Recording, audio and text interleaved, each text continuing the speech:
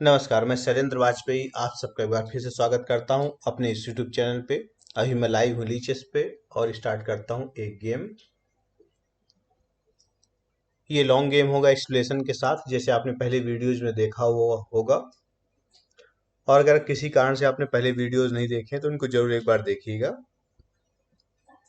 तो यहाँ मैं प्रेफर कर रहा हूँ फिर से 15+10, ताकि एनालिसिस करते समय टाइम की लिमिटेशन ना हो, टाइम कम ना पड़े। तो 15 और 10 सेकेंड इंक्रीमेंट। और यहाँ रेटिंग कैटेगरी थोड़ा सा कम करना पड़ेगा, क्योंकि मैंने स्टार्ट किया था अभी कुछ दिनों पहले खेलना इस पे लॉन्ग गेम, तो रेटिंग हो सकता है अभी इसमें कम ही है।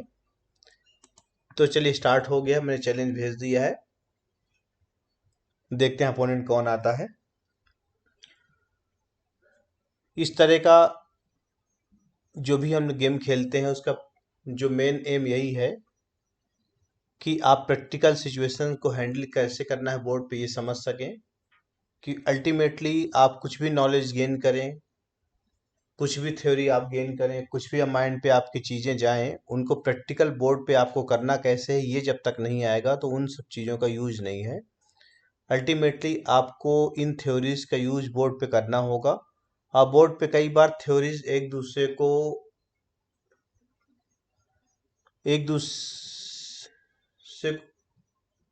को काटती भी हैं। कई बार ऐसा भी होता है कि हम बोलते हैं सेंटर पे कंट्रोल करना है, लेकिन हम सेंटर पे कंट्रोल ना करके फ्लैंक अटैक करते हैं या एच फाइल या जी फाइल से कहीं अटैक करने की कोशिश करते हैं। कई बार हमको ये भी पता होता है कि किंग को वीक नहीं किया जाता, लेकिन सिचुएशन होने पे हम किंग को वीक भी करते हैं। तो यहाँ अपोनेंट आ चुका है। हमने फर्स्ट मूव चली है E4। अपोनेंट की रेटिंग ठीक है यहाँ पे 20। हाँ, 2038 है। ओके, तो अपोनेंट ने अभी मूव नहीं चला। 16 सेकेंड्स हैं, हाँ चल दिया, ठीक है। अगेन फिर से सिसिलियन का गेम है। मैंने सिसिलियन पे पहले एक वीडियो ऐसे ही खेल के बनाया था, जिसमें कि क्लोज सिसिलियन का गेम मैंने प्ले किया था। और आपको याद होगा कि D5 पॉन वहाँ वीक हुआ था, जिस पे अटैक करना था। बाद में अपोनेंट ने सर वहाँ पे गलती करके क्वीन दे दी थी। तो यहाँ पे E4 और C5 हो चुका है। अब मुझे डिसाइड करना है सिसिलियन क्लोज खेलूं या ओपन। सिसिलियन क्लोज का एक गेम आपको मिल चुका है पहले, तो अभी मैं ओपन प्ले करता हूँ, ओपन सिसिलियन। राइट साइड में एनालिसिस बोर्ड है, जिसमें आपको एनालिसिस जो चीज़ें की जाएंगी एक्सप्लेन करने के लिए आपको मिलता रहेगा। अच्छा, अब यहाँ पे अपोनेंट के पास कई ऑप्शन है, जिनमें से D6, E6, नाइट C6 और नाइट F6 पॉसिबल है।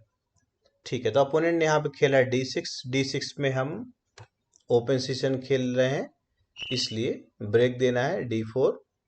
अपोनेंट यहाँ पॉन इंटू पॉन करेगा, जो कि मोस्ट ऑब्वियस मूव है। उसके बाद नाइट को टेक करना है और देन अपोनेंट को डिसाइड करने देना है कि अपोनेंट क्या चलेगा उसके बाद। तो pawn into pawn, then knight into, इसके बाद नाइट C6 ऑप्शन है, E5 ऑप्शन है, E6 ऑप्शन है और नाइट F6 भी ऑप्शन है। टेक।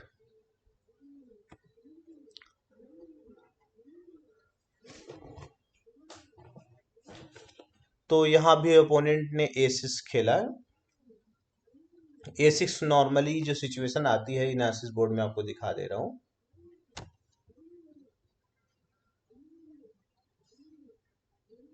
ये सिचुएशन बनती है और इस सिचुएशन पे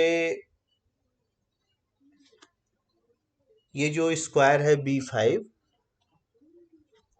इस पे ब्लैक अपोनेंट के किसी पीस को आने से रोकना चाह रहा है। साथ में ये जो पॉन है E4 पे, इस पे अटैक बना के रखना चाहता है। इसको पर्टिकुलर एक नाम है इसका, जिसको बोलते हैं CCN नेस्डॉर्फ। लेकिन अब यहाँ पे अपोनेंट ने जो खेला है, अपोनेंट ने पहले ही एसिस कर दिया है। अब इसमें एक बार डिफरेंस समझना जरूरी है। अब एसिस कर दिया है तो हो क्या रहा है। A6 पे शायद अपोनेंट यहाँ पे एक मूव बचाना चाह रहा है कि नाइट F6 की जरूरत ना पड़े और सिंपल यहाँ पे E5 पुश कर सके। तो E5 अगर सिंपल आगे पुश करता है तो नाइट को यहाँ जाने की जगह तो होगी नहीं। देन यहाँ पे फिर अपोनेंट बिशप E6 डेवलप करके गेम को प्ले कर सकता है। अच्छा, यहाँ की इंपॉर्टेंट चीज ये है समझने वाली कि अगर सिचुएशन ये हो, जिसको नेस्डॉर्फ वेरिएशन के हम मेन लाइन बोलते हैं, तो इस पे आप दिख रहा है आपको कि नाइट C3 पे बैठ के पॉन को आगे बढ़ने से रोक रहा है। किस पॉन को? जो पॉन C2 पे है, इस पॉन को आगे बढ़ने से रोक रहा है। लेकिन जो मेन गेम में हुआ है, अभी जो हमारा गेम लाइव चल रहा है, उसमें अपोनेंट सिंपल पुश कर दिया है। देन इसका मतलब है कि आप चाहें यहाँ पे तो पॉन को C4 पुश करके इस D5 स्क्वायर पे कंट्रोल कर सकते हैं। मैंने पहले वीडियोस में एक जो खासकर बनाया है, उसमें मेरा गेम है राम प्रकाश का गेम्स, उसमें आपको इस C4 और E4 के स्ट्रक्चर का एक गेम देखने को मिल जाएगा कि कैसे वाइट ने एक्सप्लॉइट किया है सेंटर कंट्रोल को। तो अगर हम C4 करके प्ले करें तो सेंटर कंट्रोल वाइट का बहुत अच्छा होगा, जिसको हम मैरोगजी बाइंड का सेटअप बोलते हैं। तो हम यहाँ पे प्रेफर करते हैं खेलना वही C4। अब आपको दिख रहा है कि D5 स्क्वायर पे वाइट का कंट्रोल है। अब इस D5 के कंट्रोल को धीरे धीरे करके हमको एडवांटेज में कन्वर्ट करना है और फिर गेम विन करने की कोशिश करना है। तो अपोनेंट ने यहाँ पे मूव किया है नाइट को। अब क्लियर आपको दिख रहा है E4 पे अटैक आ रहा है, तो सिंपल नाइट को चल के यहाँ डिफेंड कर दिया। अब अपोनेंट फिर से पीस को डेवलप कर सकता है, नाइट C6 आ सकता है, E5 चल सकता है, E6 जो कि उसने चल दिया ऑप्शन है। तो यहाँ पे गेम इस कंडीशन तक पहुंच चुका है। अब क्या अपोनेंट का प्लान है E6 के बाद, ये समझना होता है। हर अपोनेंट के मूव के बाद जब एक लेवल पे गेम बढ़ने लगे, शुरू में 2-4 मूव छोड़ के, तो आपको हर एक मूव बाद समझना होता है कि अपोनेंट यहाँ ये जो मूव चल रहा है इसका क्या लॉजिक है और आखिर क्यों चल रहा है। तो E6 क्यों चल रहा है, इसको थोड़ा सा आप वीडियो पॉज करके सोचिए कि आखिर E6 क्यों किया है। एक तो सिंपल लॉजिक हो सकता है कि E6 इसलिए चला है ताकि बिशप को आगे जगह मिले, डेवलप कर सके। हाँ, ये भी ठीक है। दूसरा चीज ये भी हो सकती है कि E6 के बाद इस पॉन को आगे बढ़ा के ब्रेक देना चाहता हो। Normally D5 break Sicilian defence में बहुत इंपॉर्टेंट होता है। अगर D5 ब्रेक दे ले गया ब्लैक, तो कई बार सिचुएशन ब्लैक की या तो अच्छी हो जाती है या तो इक्वल हो जाती है। तो ब्लैक की जो प्रॉब्लम होती है D5 से करीब करीब हमेशा सॉल्व हो जाती है। तो हमको अब ये समझना है कि क्या इस D5 पॉन को आगे बढ़ने से रोकना है या नहीं, और अगर रोकना है तो कैसे। तो D5 स्क्वायर्स है ये, इस पे हम देखते हैं पहले हमारे अटैक कितने हैं। तो आपको क्लियर दिख जाएगा हमारा पॉन जो C4 पे वो इस स्क्वायर पे अटैक कर रहा है, पॉन जो E4 पे वो अटैक कर रहा है, जो नाइट C3 पे वो अटैक कर रहा है। यानी कि 3 अटैक है। अब जब आगे पॉन आएगा तो अपोनेंट के सपोर्ट भी 3 है, जो E6 पे पॉन है, जो नाइट है और जो क्वीन है, तीनों सपोर्ट दे रहे हैं। तो इसका सिंपल सा मतलब ये है अभी कि अगर ब्लैक चाहे तो यहाँ पे अब D5 ब्रेक दे सकता है या D5 ब्रेक प्रिपेयर कर सकता है। अब हमें क्या करना है, जब D5 ब्रेक आएगा तो pawn into pawn into pawn into knight into queen आ जाएगा वहां पे। यानी कि मैं बात कर रहा हूँ कि अगर यहाँ पे ऐसे सिचुएशन हो, मान लेते हैं हम अगर बिशप को चल दे E3, तो अपोनेंट पॉन पुश करेगा, हम टेक करेंगे, अपोनेंट टेक करेगा। तो एक ऑप्शन तो होगा कि हम पॉन को पुश करके टेम्पो गेन कर सकते हैं। दूसरा होगा एक सिंपल कि टेक देन टेक, ठीक, और फिर से टेक देन क्वीन इंटू। अब इस सिचुएशन पे ये तो क्लियर पता चल रहा है कि यहाँ वाइट के पीस ज्यादा एक्टिव है। लेकिन अब इस सिचुएशन को विन में कैसे कन्वर्ट करना होगा या फिर आगे हम इस पे कैसे अटैक करेंगे, ये एक हमारा पॉइंट होगा कैलकुलेशन के लिए। अब यहाँ का रुक C1 वगैरह आ जाए तो इमीडिएट तो अटैक आएगा अपोनेंट के ऊपर, बिशप का अटैक आ सकता है, फिर मतलब बिशप पे अटैक आ सकता है, फिर बिशप C4 वगैरह जा सकता है। अब थोड़ी सी प्रॉब्लम ये आ रही कि डेवलपमेंट, अगर ये बिशप हमारा हट जाए तो डेवलपमेंट जल्दी पूरा हो जाएगा, लेकिन उससे भी प्रॉब्लम बस यही है कि जो G2 पॉन है वो वीक हो जाएगा। लेकिन कई बार हम G2 पॉन को सेक्रीफाइस करके भी खेलते हैं इस तरह की सिचुएशन पे। लेकिन क्वेश्चन वही है कि क्या इसकी नीड है हमको, हम आखिर इस वेरिएशन में जा क्यों रहे हैं। तो एक इंटरेस्टिंग वेरिएशन जैसे आ सकती है, अगर मैं आपको दिखाने की कोशिश करूं कि यहाँ पे अगर ऐसा हो और अपोनेंट रुक को टेक कर ले, देन हम किंग को मूव कर जाएंगे, किंग को मूव करेंगे E2, और E2 पे अपोनेंट हमारे रुक को चाहे तो टेक कर सकता है। अगर रुक को नहीं टेक करता तो उसको क्वीन बचाना होगा अपना, और जब क्वीन बचाएगा तब भी F7 पॉन पे अटैक बना हुआ है। तो F7 पॉन पे अटैक केवल एक है, क्या उससे हमको कुछ मिलेगा?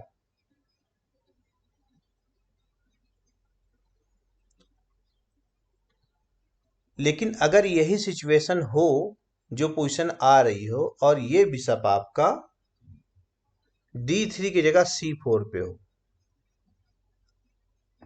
D3 की जगह C4 पे हो, तो ये सिचुएशन वर्क कर सकती है कि अब जब क्वीन का F7 पे अटैक होगा तो वहां पे मेटिंग थ्रेट आ सकता है।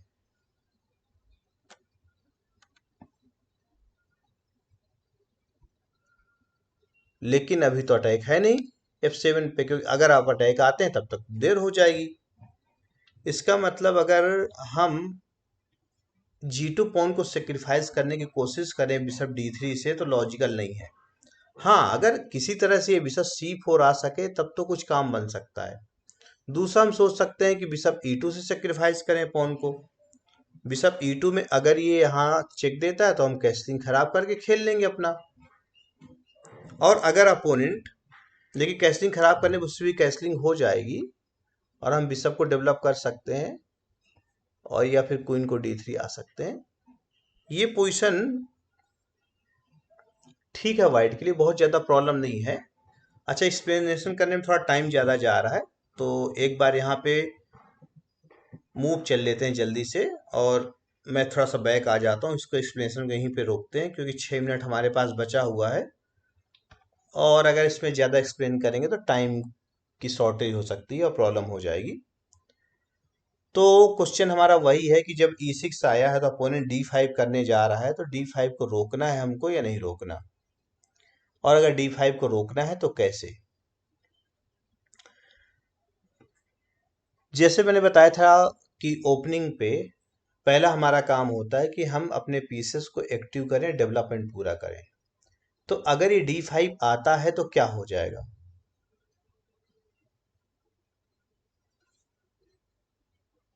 मैंने अभी वेरिएशन आपको दिखाई थी बिशप E3 फर्स्ट डेवलप करके, यानी पहले बिशप E3 डेवलप करके। लेकिन बिशप E3 पे आपको दिख रहा था कि प्रॉब्लम ये आ रही थी कि जो बिशप है राइट साइड में, आप एनालिसिस बोर्ड पे देखिए, टाइम से डेवलप नहीं हो पा रहा था। तो एक वेरिएशन हम ये खेल सकते हैं कि पहले बिशप को E2 डेवलप कर लें, यानी bishop E2 first, bishop E3 की जगह। अब पॉन पुश देन टेक, फिर से टेक, देन अगेन। तो यहां पे डिफरेंस ये है कि अब आपकी कैसलिंग तुरंत हो जाएगी, और बिशप E3 जो आने का आपके पास पॉसिबिलिटी है ये बना हुआ होगा। तो हमको ये हमेशा समझना होता है कि किस पीस को पहले डेवलप करना है, किस चीज को, पीस के कौन से को बाद में डेवलप करना है। तो बिशप E3 से अच्छा यहाँ पे बिशप E2 मेरी प्रेफरेंस थी, और मैंने यहाँ पे बिशप E2 डेवलप कर लिया। अपोनेंट ने D5 ब्रेक नहीं दिया, अपोनेंट ने खेला बिशप E7। तो टाइम की थोड़ा सा शॉर्टेज है, आपको दिख रहा होगा, इसलिए कुछ मूव जल्दी जल्दी चल लेते हैं कैसलिंग। तो यहाँ पे सिचुएशन इस कंडीशन तक आ चुकी है। अब अपोनेंट का D6 पॉन जो है वो वीक हो सकता है, हमको उसको एक्सप्लॉइट करने के लिए सोचना है कि क्या हम उसको एक्सप्लॉइट कर सकते हैं, यानी उस पर अटैक लाया जा सकता है या नहीं। अपोनेंट ने डेवलप किया बिशप को D7 से,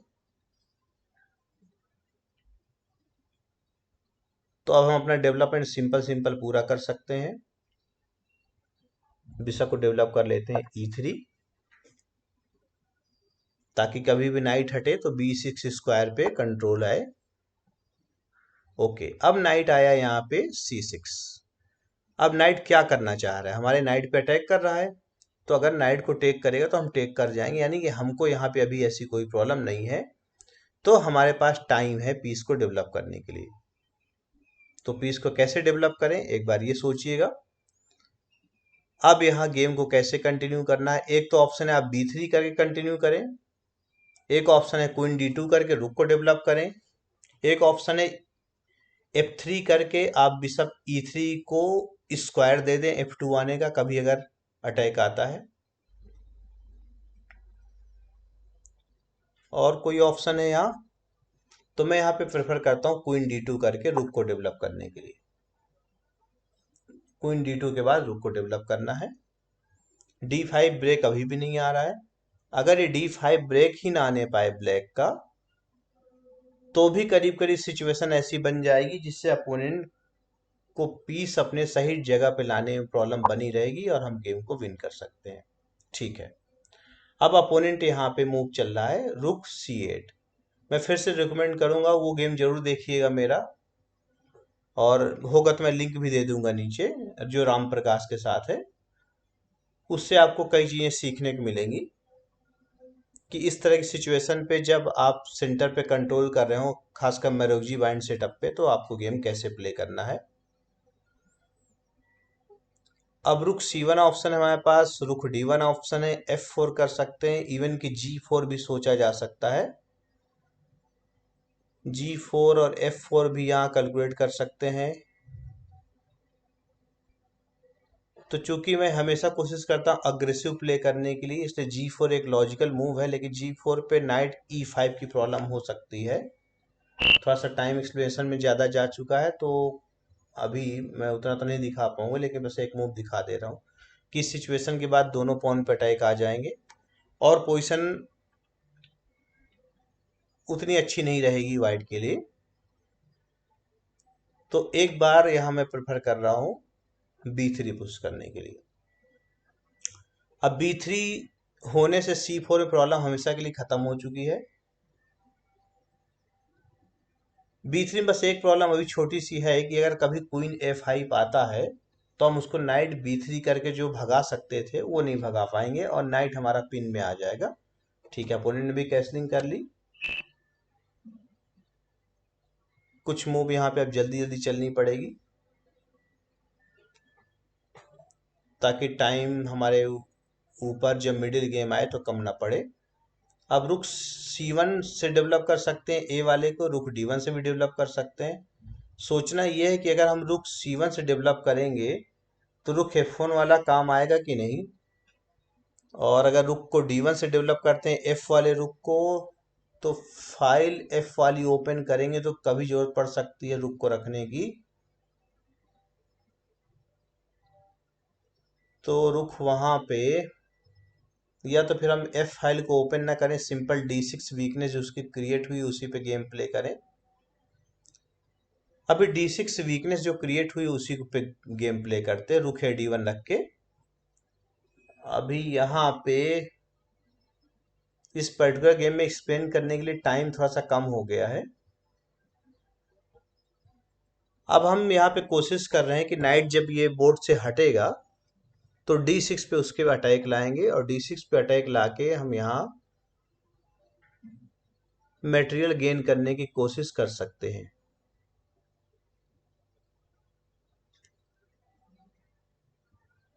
तो अभी वीकनेस अपोनेंट की ओर क्रिएट करते हैं, टेक कर दिया मैंने,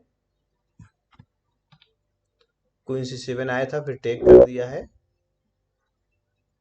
अब टेक करने का लॉजिक ये था कि D6 पे थोड़ा सा प्रेशर बनाने की कोशिश हम यहाँ करेंगे। तो अभी अपोनेंट हमारे पॉन पे अटैक कर रहा है तो हम इसको बचा लेते हैं। अपोनेंट के ब्रेक को रोकना है और D6 की वीकनेस है उसको परमानेंट बना के रखना है। अगर D6 की वीकनेस बनी रहेगी परमानेंट, तो हमारे चांस होंगे कि हम यहाँ गेम को विन कर सकते हैं इजीली। अब क्या अपोनेंट ब्रेक देने की कोशिश कर रहा है? बिशप F4 करके हम अपोनेंट के पॉन पे और अटैक ला सकते हैं, उसको वीक बना सकते हैं। लेकिन तब क्वीन B6 चेक आएगी और क्वीन B6 के चेक के बाद फिर वापस आएंगे तो क्वीन वहीं पहुंच जाएगा। D5 पे हमारे अटैक है 1 2 3 4। तो पॉन पुश होगा तो पॉन इंटू नाइट इंटू पहले रुक को रख देते हैं यहाँ C1। इसका आइडिया है कि D5 ब्रेक आता है तो C वाला पॉन हटेगा, फिर C3 से नाइट हटेगा तो अटैक आएगा डिस्कवर रुक के ऊपर। तो सिचुएशन यहाँ पे टेक हुआ था, F3 पुश हुआ है, रुक आ गया था, रुक आने के बाद ये क्वीन B8 चला गया है। अब फिर अपोनेंट पॉन पुश करने की कोशिश कर सकता है। अब हमको फिर से स्क्वायर गेन करना है और टाइम भी थोड़ा सा ध्यान रखना है, तो अभी मैं प्रेफर कर रहा हूँ बिशप को रखना है B6 पे। एक B6 अच्छा स्क्वायर था जो हमने कंट्रोल कर लिया है फिलहाल। रुक आ गया D7। अब फिर से अपोनेंट पॉन को ब्रेक देने की कोशिश कर सकता है, तो यहाँ पे हम चले जाते हैं क्वीन को E3। D6 अभी भी वीकनेस बनी हुई है बोर्ड पे अपोनेंट की। बेसिकली मैरोगजी बाइंड का सेटअप का यही मेन एम होता है, यही इसकी खूबसूरती है इस सेटअप की, कि अपोनेंट का जो D6 पॉन है, राइट साइड में अगर आप बोर्ड देखेंगे, मैं बात कर रहा हूँ इस पॉन की, ये ब्लैक के लिए एक प्रॉब्लम बना रहता है हमेशा। अगर इस प्रॉब्लम से ब्लैक निकल गया, यानी प्रॉब्लम ये सॉल्व हो गई ब्लैक की, तो कई बार ब्लैक की पोजीशन अच्छी हो जाती है। तो आप फिर से देखिए क्या यहाँ पे अब D6 को D5 कर सकता है अपोनेंट या नहीं कर सकता। अगर D6 को D5 करेगा तो सिचुएशन क्या बनेगी। तो अपोनेंट ने फाइनली यहाँ पे D6 ब्रेक दे दिया, जो कि अपोनेंट काफी देर से प्रिपेयर कर रहा था। अब हमें ये सोचना है कि अब हमको यहाँ से आगे गेम को कैसे प्ले करना है। ये जो ब्रेक आया है इस पे हमारा रिस्पॉन्स क्या होगा। तो टाइम थोड़ा सा कम है, आपको दिख रहा होगा। थोड़ा सा हमको एक्टिव प्ले करना पड़ेगा, थोड़ा सा फास्ट प्ले करना पड़ेगा, डिसीजन थोड़ा सा जल्दी जल्दी लेने पड़ेंगे। तो मैं डिसाइड करता हूँ पॉन इंटू, क्या हो रहा है, ये मूव क्यों नहीं चला इसने। हाँ, मैंने टेक कर दिया।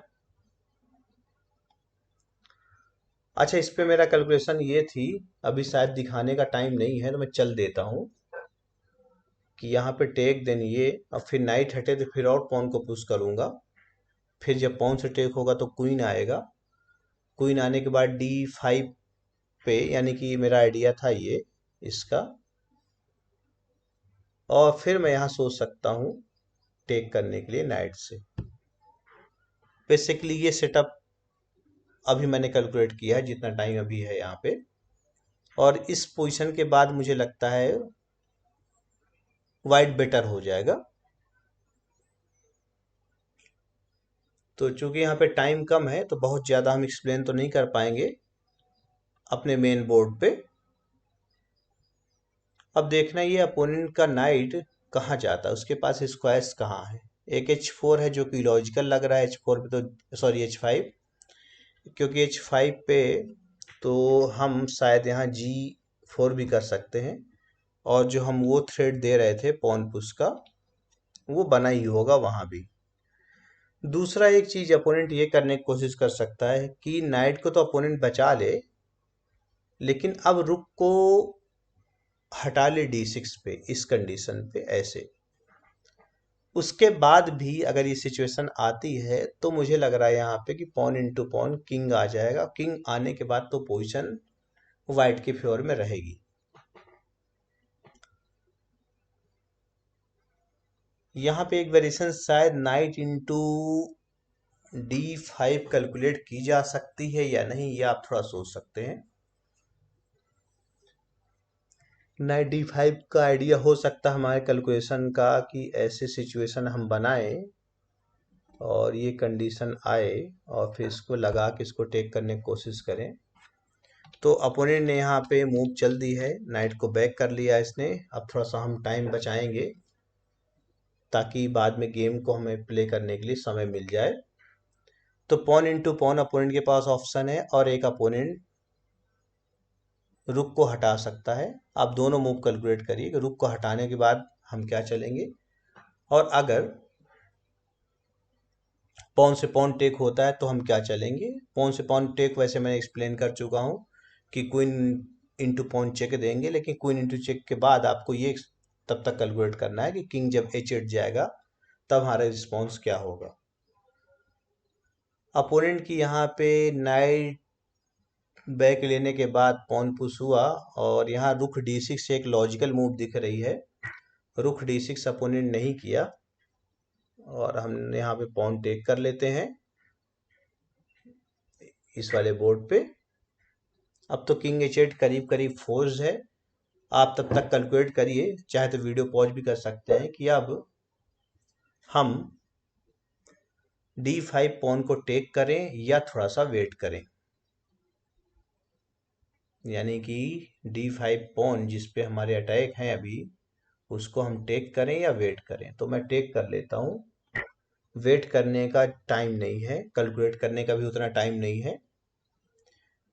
तो इस तरह की सिचुएशन जब बोर्ड पे आती है, थोड़ा कॉम्प्लिकेटेड हो और आपके पास टाइम कम हो, तो आपका जो इंट्यूशन है वो कई बार काम करता है, जो आपकी बोर्ड को फीलिंग है वो काम करती है। और दूसरी जो मेन इंपॉर्टेंट चीज जो आपके काम आएगी, जो हेल्प करेगी, वो है फास्ट कैलकुलेशन।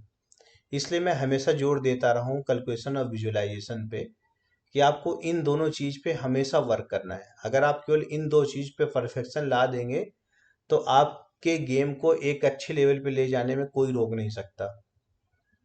तो हमेशा आप विजुलाइज करिए, 4 5 6 7 8 9 10 जितनी मूव तक आगे सोच सकें आप सोचने की कोशिश करते रहिए हमेशा, और इस कैपेसिटी को आप लगातार इम्प्रूव करते रहिए। जैसे मैंने एक वीडियो में एक्सप्लेन भी किया था कि आप सोचो कि आपको भूख लगी है और आप खाना खाने बैठते हैं और एक लेवल के बाद आप खाना खा के आप मतलब आपका पेट भर जाएगा। अब हम आप सिंपल से कोशिश करें या बोलें आपसे कि क्या एक बाइट आप और खा सकते हो, तो नेचुरल है कि हमारा पेट कितना ही भर जाए हम एक बाइट खा सकते हैं, सिंपल। अच्छा, उस एक बाइट के बाद आपसे कहा जाए क्या एक बाइट और खा सकते हैं, तो हाँ हम खा सकते हैं। फिर एक बाइट के बाद हम फिर से बोलें क्या उस एक बाइट के बाद आपके पास फिर पेट में जगह होगी, आप खा सकते हो। तो ये जो कंडीशन है ये कभी रुकने वाली नहीं है, हर एक बाइट के बाद एक नई बाइट आएगी और ये चलता रहेगा। अब आपको लग रहा होगा ये एक्सप्लेन करने का लॉजिक क्या है। एक्सप्लेन करने का लॉजिक केवल इतना है यहाँ कि जब भी आपको लगे कि आपका पेट भर गया है, यानी कि आपको ये लगे कि आपने इतनी कैलकुलेशन कर ली है जो कि बोर्ड के लिए सफिशिएंट है, तो वहां कम से कम एक मूव और आगे आप कैलकुलेट करिए। या आप भूल मेहनत करके आप एक लेवल में कैलकुलेट करके पहुंचे हैं, सपोज ऐसी सिचुएशन आ गई कैलकुलेट करते करते कि आपके पर्टिकुलर बोर्ड पे ये सिचुएशन है और अब आपको दिखना बोर्ड में बंद हो गया है, यानी आप 4 5 6 मूव आगे तक कैलकुलेट कर चुके हैं। अब आपको ये नहीं समझ में आ रहा है कि अब हम गेम को कैसे आगे बढ़ाएं या यहाँ से कैसे कैलकुलेट करें, तो वहां से आपको फिर एफर्ट डाल के आगे बढ़ने की कोशिश करना है, वहां से फिर कैलकुलेट करना है कि वहां से अब आपकी मूव क्या होगी। यहाँ पे हमको लग रहा है मैंने एक मूव शायद क्वीन की जो A7 चेक है वो मिस की है।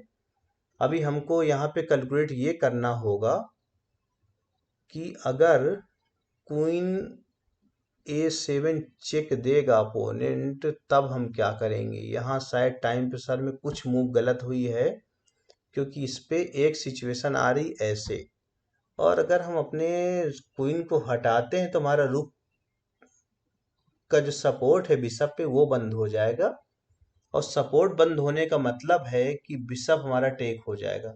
मैं बात कर रहा हूँ इस सिचुएशन का। इस सिचुएशन में हम ये तो कर सकते हैं कि वापस अपोनेंट का नाइट ले लें, लेकिन क्या हम इससे बेटर कुछ ऑप्शन ढूंढ सकते हैं? लाइकवाइज यहाँ पे जैसे हम कैलकुलेट कर सकते हैं ये, एंड देन पिन पे है बिशप, और यहाँ अगर ऐसे कुछ करने की कोशिश करें तो शायद टेक हो जाएगा, और ये पोजीशन मुझे लगता है फेवर में नहीं होगी वाइट के। तो बिशप C7 के बाद क्वीन की चेक आएगी, हम किंग को हटाएंगे। किंग को हटाने के बाद जब बिशप C6 आएगा, तो इस वेरिएशन पे आप कैलकुलेट करिए वीडियो पॉज करके। थोड़ा टाइम प्रेशर था तो बिशप C7 लग रहा है कुछ मूव जल्दी में चल दी गई है। यहाँ पे और भी ऑप्शंस थे जो कि वाइट प्ले कर सकता था। और यहाँ खैर मेन गेम पे भी वापस आ जाते हैं। अब आपको ये डिसाइड करना है कि अपोनेंट अगर क्वीन को A7 रखता है और हम किंग को हटते हैं, फिर बिशप C6 आएगा तो क्या खेलेंगे। वैसे तो इसमें सिंपल, अगर हम ऐसे भी खेल लें तो पोजीशन पे कोई प्रॉब्लम नहीं है, क्योंकि चेंज अप तो है ही हम। और अगर ऐसे टेक करने पे इसको भी टेक करता है, देन ये आएगा, तो सिचुएशन करीब करीब इक्वल होने लगेगी। बस एक ही एडवांटेज मिलेगा, वो पॉन का। एक पॉन के एडवांटेज पे खेला जा सकता है, लेकिन कुछ और बेटर ऑप्शन हमको यहाँ सोचना चाहिए।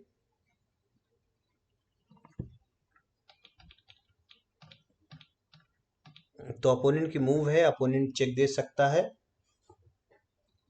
और चेक देने के बाद किंग को तो हटना ही पड़ेगा। फिर बिशप C6 आएगा। बिशप C6 आने के बाद क्वीन कहीं भी ऐसी जगह नहीं जा पा रही जहां पे वो सपोर्ट दे सके बिशप को। ये एक प्रॉब्लम है।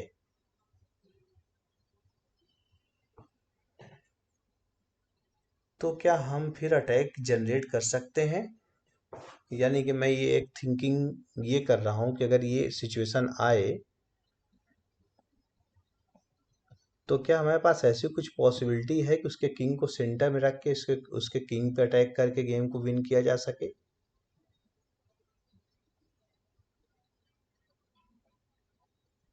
बहुत ज्यादा अट्रैक्टिव तो नहीं लग रहा है, क्योंकि किंग शायद निकल के भागने लगेगा, और यहाँ पे सिचुएशन बहुत ज्यादा फेवर में नहीं होगी।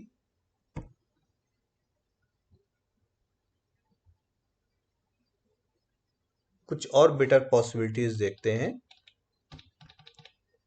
बिशप C7 के बाद क्वीन की चेक, किंग को हटना फोर्स, बिशप C6, और बिशप C6 के बाद क्या, ये हमें सोचना है। बिशप C6 के बाद क्या, क्वीन की चेक आ नहीं पा रही है। क्वीन ने चेक दे दिया, अभी तो किंग को हट जाते हैं। यहाँ पे F1 हटने का भी एक ऑप्शन बचा हुआ था, लेकिन उतना लॉजिकल नहीं था, इसलिए मैंने इस पर डिसाइड नहीं किया। तो इस पोजीशन को हमको कैलकुलेट करना था, जैसे मैंने स्टार्टिंग में बताया था। अब क्या,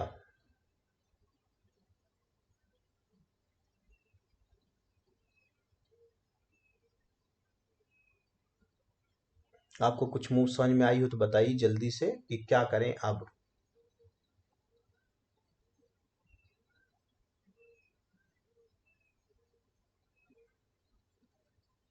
टाइम की शॉर्टेज है, टाइम की शॉर्टेज है। टेक, चेक, फिर बैक। टाइम जा रहा है, हमको लग रहा है। एक मैं रुक इंटू बिशप सोच रहा हूँ, लेकिन अभी टाइम नहीं है, इसलिए हटा लेता हूँ। एक वेरिएशन ये थी, लेकिन एक्सप्लेन करने में हमारे पास टाइम थोड़ा सा कम हो गया था। एक वेरिएशन ये आ रही थी, उसने टेक कर दिया, तो मैं थोड़ा सा मूव चल के टाइम गेन कर लेता हूँ। यहाँ आपको बताता हूँ उस समय क्या कैलकुलेट कर रहे थे। ये वेरिएशन मैं कैलकुलेट कर रहा था,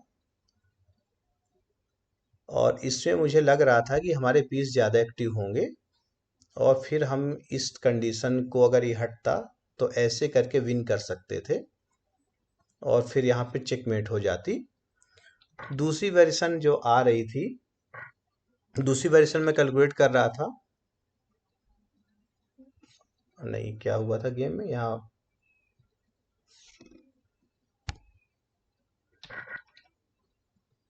ओके बिशप को हटा लेते हैं अभी, नहीं बिशप को नहीं हटाते, रुक को प्ले में ले आते हैं। तो दूसरी वेरिएशन में कैलकुलेट कर रहा था, इस बोर्ड पे आते हैं हम, कि अगर ये बिशप टेक होता क्वीन से, तो यहाँ मैंने प्लान किया था ये दिन हटे, फिर ये दिन ये, बट ये तो आ नहीं सकता बैक रैंक मेट, और कहाँ से लगा सकता था अपोनेंट, क्योंकि उसका बिशप जा रहा है, तो मुझे लग रहा था क्वीन को हटेगा बैक रैंक मेट लगाते हुए, क्वीन बैक रैंक मेट लगाते हुए हट नहीं पा रहा था वैसे, तो ये सिचुएशन काम कर जाती, ये प्ले किया जा सकता था। खैर, तो वहां टाइम फैक्टर काम कर गया है थोड़ा सा। अभी थोड़ा सा स्पेस गेन कर लेते हैं, बैक रैंक की जो चांसेस हैं उसको खत्म कर लेते हैं,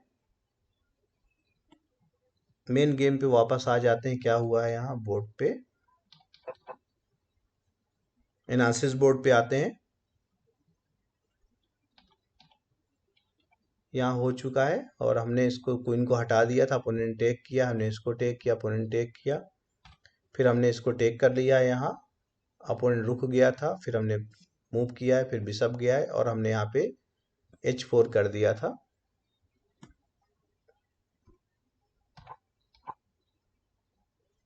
तो यहाँ फिर मैं सिंपल अटैक कर देता हूँ इसके क्वीन के ऊपर। अब अपोनेंट को डिसाइड करना है अपोनेंट क्या चले यहाँ,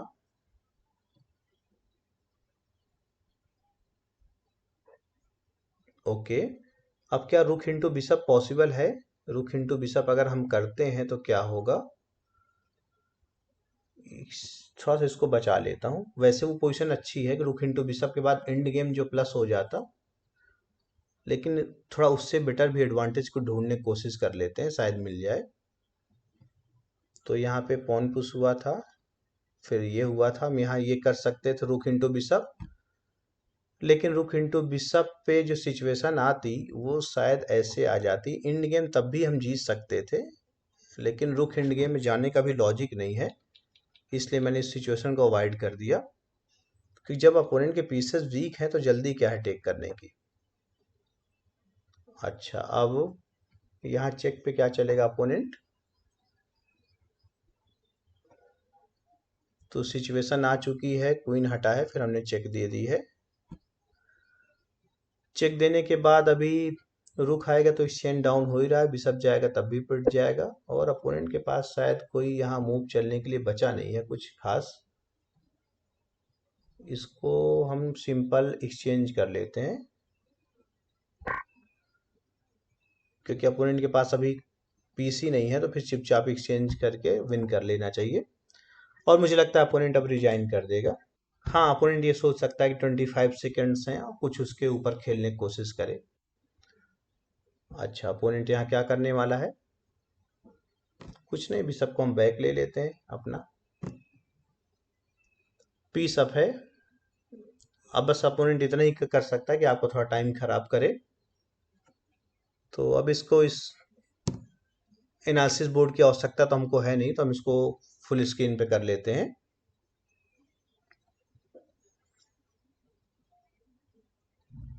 अब अपोनेंट थोड़ा सा टाइम खराब करेगा, इस गेम में कुछ भी नहीं है, कुछ भी करके जीत लेते हैं अभी।